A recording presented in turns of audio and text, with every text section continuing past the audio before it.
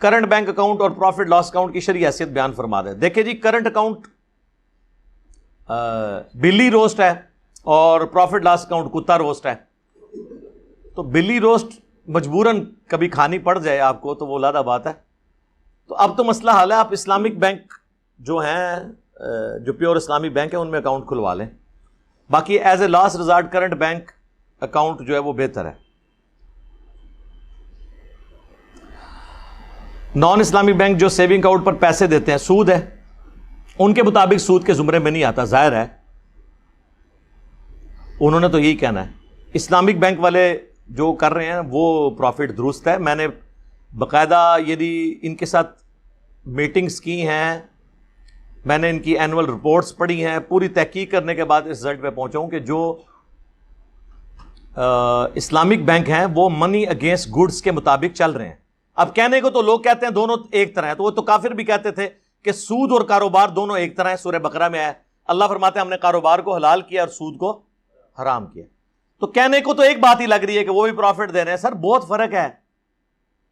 Islamic bank والے منی against goods کرتے ہیں, آپ کو وہ پرسنل لون نہیں دیں گے پیسے کے بدلے پیسہ.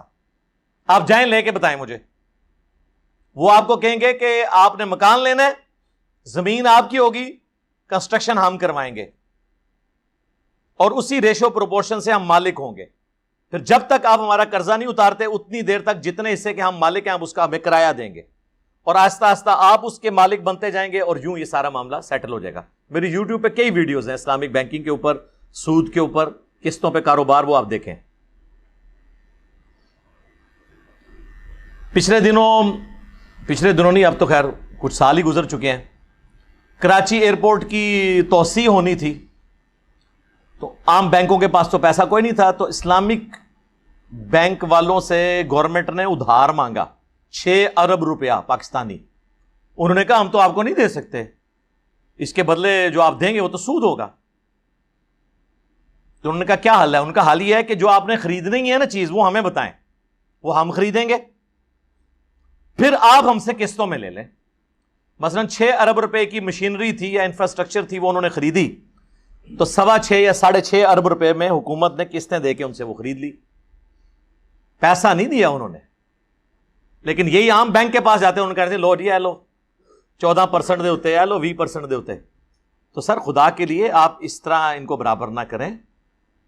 مفتی تقی عثمانی صاحب یا باقی علماء بڑی خوف خدا رکھنے والے ہیں, انہوں نے بڑی ذمہ داری کے ساتھ یہ کام کیے ہیں, اور میں صرف ان کے کرنے کے اوپر نہیں اعتماد کر رہا, پوری تحقیق کے بعد یہ بات کر رہا ہوں. ابھی بھی کچھ قباحتیں ہیں, آپ 90% کہہ سکتے ہیں کہ انہوں نے ایڈریس کر لی ہیں, لیکن کچھ قباحتیں وہ ایڈریس کر نہیں سکتے نا, کیا کریں. مثلا جس طرح کائبر ریٹ ہے, کراچی انٹر, شاہ جی کیا ہے KIBOR, Karachi interbank profit offer rate. اب یہ ریٹ تو نکالنا ہے اسٹیٹ بینک نے, تو اسلامک بینک کو اپنے سروائیول کے لیے آلموسٹ اس کے قریب تو ویلیو رکھنی پڑے گی.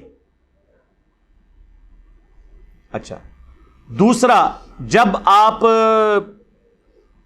بینک کا ادھار واپس کرنے میں ڈیلے کرتے ہیں تو وہ آپ کو پینلٹی خود چارج نہیں کرتا, بلکہ وہ چیریٹی فنڈ میں چارج ہوتی ہے. عام بینک تو آپ کو چارج کرتے ہیں, اور اس میں بھی ریلیکسیشن بھی وہ دے دیتے ہیں تھوڑی بہت. تو یہ کچھ باتیں ہیں وقت کے ساتھ ہو جائیں گی. بہرحال یہ کوشش ہے, میں سمجھتا ہوں اس کو سپورٹ کرنا چاہیے. اور آپ دیکھیں کہ اب تو اس ٹائم پاکستان کا تقریباً 21% پیسہ اسلامک بینک میں شفٹ ہو چکا ہے. فیصل بینک تو پورا اسلامک ہو رہا ہے, انہوں نے اناؤنسمنٹ کر دی ہے, کیونکہ لوگوں میں اب شعور آ رہا ہے. ابھی بھی پاکستان میں 70% سے زیادہ لوگ ہیں جو بینک یوز ہی نہیں کرتے, انہوں نے اپنے گھروں میں پیسہ رکھا ہوا ہے, باقاعدہ سروے ہوئے ہیں سود کی وجہ سے. حالانکہ ہے بے نمازی ہیں, دیکھیں سود کو بڑا انہوں نے ایک بڑا گناہ سمجھا. جس طرح آپ شرابیوں سے بھی پوچھیں نا, خنزیر وہ کہیں گے نہیں وہ تے رام ہے, انہوں کو جنہیں خنزیر نو رام کیتا ہے انہیں شراب نو بھی رام کیتا ہے.